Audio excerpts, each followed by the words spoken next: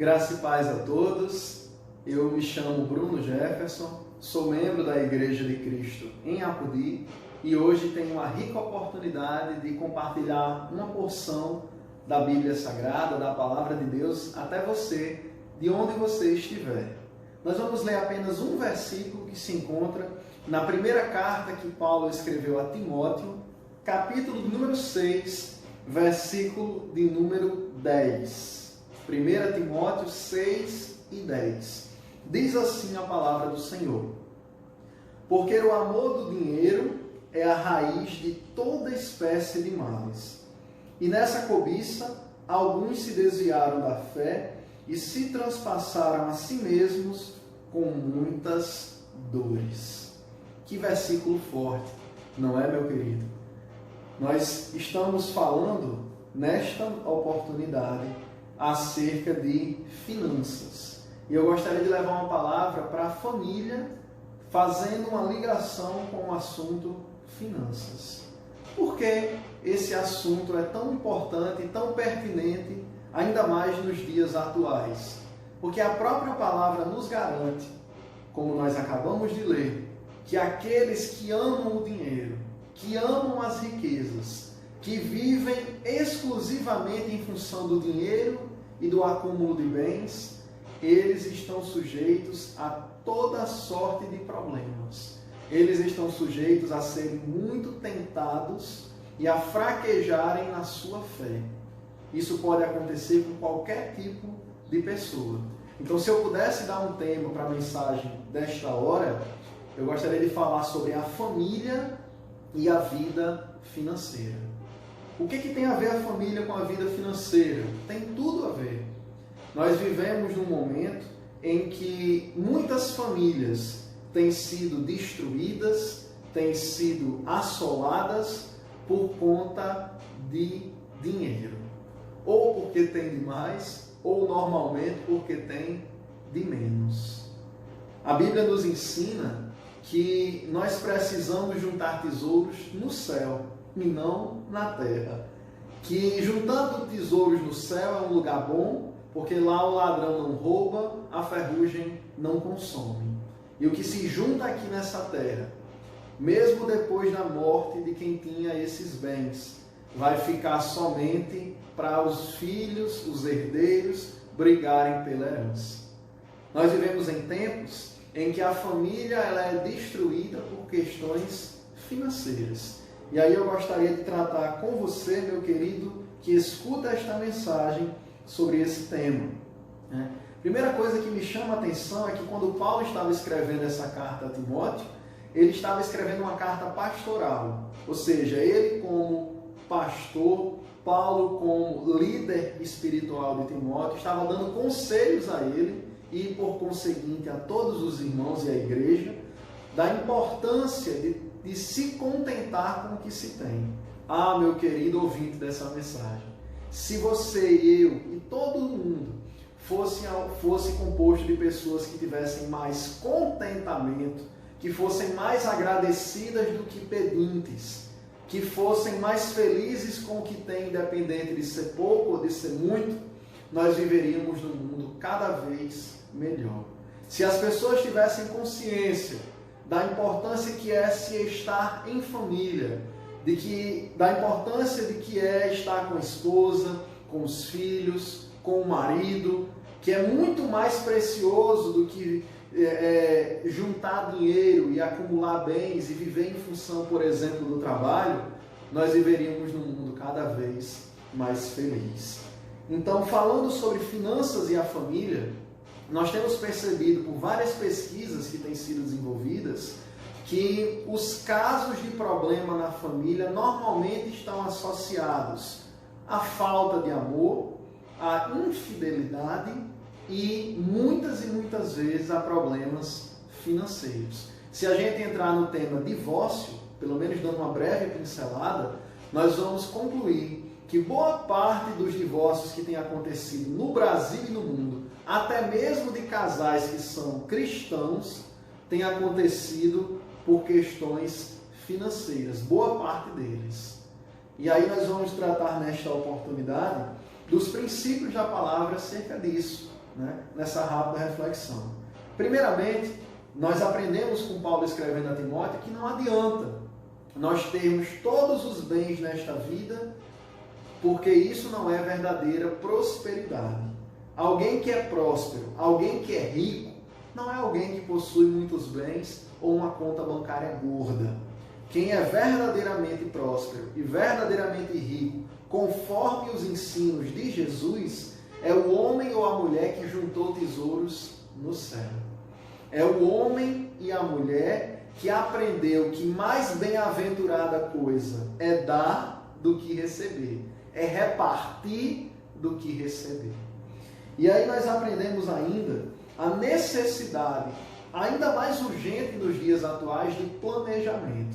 Sim, essa palavra planejamento deve fazer parte da sua vida por qualquer área que você estiver pensando. Quer seja os seus estudos, quer seja a sua vida profissional, quer seja a sua vida conjugal, o seu casamento, quer seja a sua vida financeira. Tudo que você for fazer, você que me escuta nesta noite, nesta oportunidade, tenha planejamento.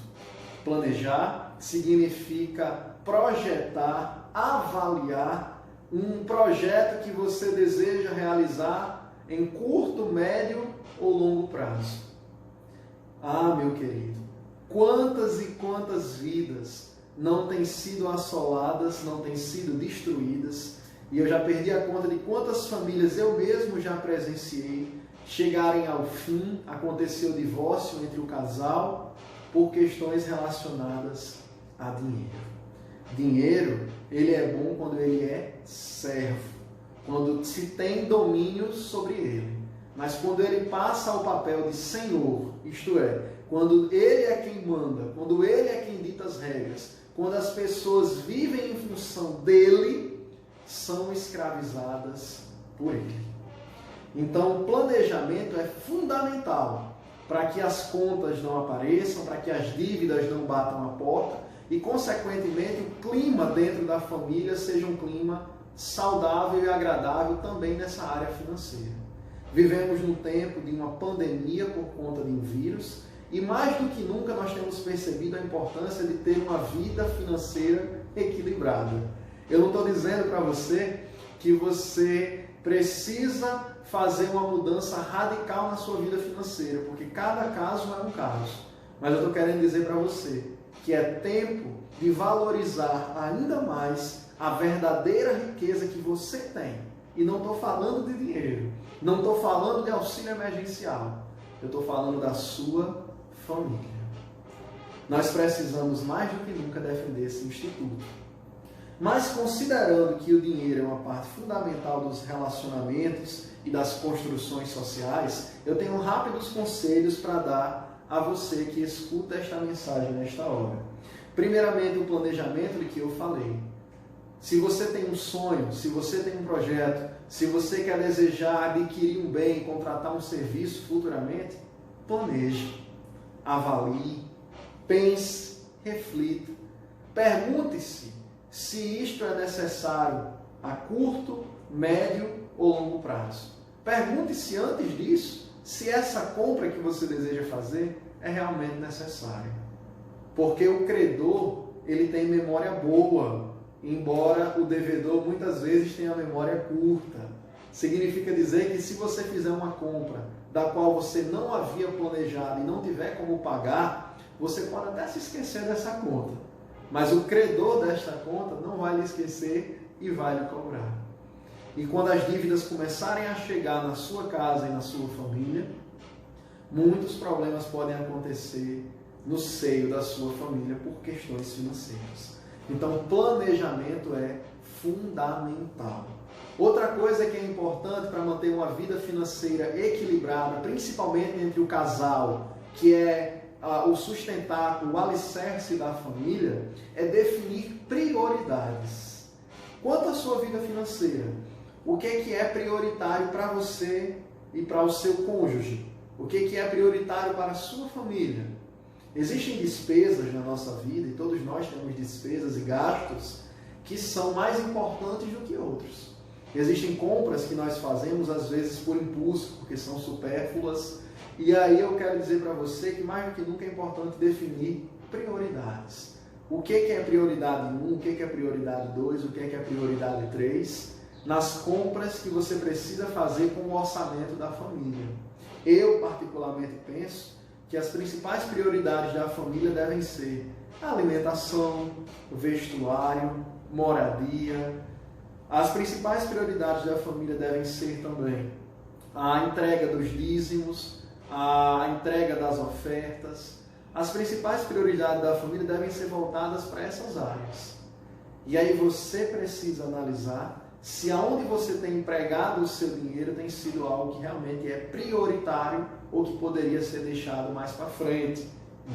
Então, primeira dica sobre essa questão familiar e finanças é planejamento. Planeje-se onde você deseja empregar o seu dinheiro. Segunda dica em relação a isso é defina prioridades. O que é mais importante vem primeiro, o que é menos importante vem depois. Terceira e última dica sobre isso é procure administrar bem o dinheiro que você tem. Parece uma regra básica, mas muitos não lembram disso. É melhor você gastar somente o que você pode pagar. O problema de muitas famílias hoje em dia é porque elas se endividam ao passo em que elas estão comprando mais do que têm condição de pagar. É uma coisa tão lógica, mas mesmo assim muitas pessoas não observam. Hoje existe uma facilidade muito grande de uma pessoa ter um cartão de crédito, de ter um cheque, de ter crédito na praça, mas isso é uma grande armadilha para aqueles que não têm controle para se endividarem. Por isso que Paulo disse a Timóteo, entre outros ensinos que deu a ele, eu só li apenas um versículo, que o amor ao dinheiro é a raiz de toda sorte de males. As pessoas querem acumular bens aqui na terra, ter carro, ter casa, ter roupa de marca, ter calçado bom. E aí acabam contraindo dívidas e contraindo muitas dívidas das quais não pode pagar. E aí procuram cada vez mais dinheiro, procuram buscar ter cada vez mais. É o ter na frente do ser. E as pessoas procuram acumular bens, quando na realidade deveriam acumular tesouros no céu. Então lembre-se dessas 3 regrinhas para que a sua família não seja destruída por questões relacionadas a dinheiro. Planeje os seus projetos, os seus sonhos, Imagine o que você deseja realizar, reflita se realmente é necessário e importante para você e para a sua família. Depois, defina quais são as prioridades, o que é mais importante eu realizar primeiro, o que é mais importante que eu realize na sequência. Defina o que é prioridade e quais são as principais prioridades. E por último, administre o que você tem. Contente-se com o que você tem. Se você tem uma renda de um salário mínimo por mês, não gaste mais do que o salário mínimo que você tem. Se você ganha 2 salários mínimos, da mesma forma. Então a gente precisa viver de forma mais contente. Precisamos exercer mais o contentamento em relação ao que nós temos. Por causa que se nós vivermos em função do dinheiro ou amarmos o dinheiro, nós estamos traçando uma grande armadilha para a destruição de nós e das nossas famílias. Por isso que Paulo disse no finalzinho do versículo que nós lemos: nessa cobiça, alguns se desviaram da fé e se transpassaram a si mesmos com muitas dores. Paulo estava dizendo que existiam muitas pessoas que até conheciam a fé verdadeira em Jesus Cristo, que até conheciam os caminhos do Senhor, os ensinos da palavra de Deus, mas por conta do dinheiro, eles acabaram se desviando da fé. Eles passaram a priorizar outras questões, por causa que o dinheiro era prioridade na vida deles. E Paulo disse que se transpassaram a si mesmos com muitas dores. Porque aquele que ama o dinheiro acaba necessariamente deixando de lado muitas outras questões mais importantes, dentre elas a própria família. Quantas e quantas pessoas você não conhece que passam o dia inteiro no trabalho, acordam cedo, chegam em casa tarde, não vê os seus filhos crescerem porque não tem tempo para estar em casa, não tem tempo para a esposa, não tem tempo para o marido, não tem tempo para as coisas de Deus, mas tem tempo para trabalhar e ganhar dinheiro. E aí ganham muito dinheiro ao longo da vida, até mesmo à custa de perder todos esses momentos em família e a própria saúde. Mas quando vão se dar conta, depois de muitos anos, não tem como recuperar a saúde, nem o tempo que perdeu em família, mesmo com todo o dinheiro que se acumulou. Por isso eu encerro essa reflexão dizendo para você que verdadeiramente próspero é aquele que junta tesouros no céu. E como é que eu junto tesouros no céu? Fazendo a vontade de Deus. É amando a Deus sobre todas as coisas, é amando e ajudando ao próximo, como se eu estivesse ajudando a mim mesmo. É vivendo sabendo que nós não somos daqui. Se tem uma coisa que essa pandemia nos ensinou, esse vírus que está aí à solta e que já tem matado a vida de muitos no Brasil e no mundo, é que mais do que nunca nós precisamos valorizar esses momentos no nosso lar, na nossa família. É estar próximo de quem a gente ama, porque não sabemos do dia de amanhã. É estar próximo da nossa mãe, do nosso pai, dos nossos irmãos, dos nossos familiares, daqueles da nossa casa. Se tem outra coisa que essa pandemia tem nos ensinado é que quando ela passar, em nome de Jesus ela vai passar, valorizemos mais as oportunidades que nós tivermos de estarmos reunidos para adorar o nome de Jesus. Quantas e quantas vezes não tínhamos oportunidade de ir para vários cultos durante a semana e simplesmente preferíamos ficar em casa fazendo qualquer outra coisa menos importante. A pandemia está dizendo que nós precisamos aprender também a valorizar o congregar, o estar junto, quando tivermos a oportunidade novamente. Então eu agradeço ao pastor Arthur por essa oportunidade de trazer essa rápida reflexão. Que você, meu querido ouvinte dessa mensagem, não se esqueça. O dinheiro não deve ser senhor. O dinheiro ele deve ser servo. Você é quem deve mandar nele. Se você quiser ser rico, não precisa necessariamente negligenciar a sua vida em família. Mas saiba que se você viver em função do dinheiro, o primeiro que vai sofrer, a primeira coisa que vai ser afetada na sua vida é o seu relacionamento com a sua família.